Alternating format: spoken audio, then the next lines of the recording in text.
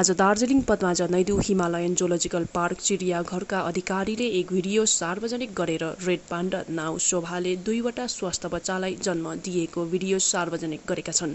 यी 2 रेड पाण्डाको जन्मसँगै हाल रेड पाण्डाको संख्या बढेर 25 पुगेको पनि उनले थप जानकारी दिएका छन्। Good morning friends, this is Dharmdev Rai, Director Padmaja Naidu Himalayan Zoological Park.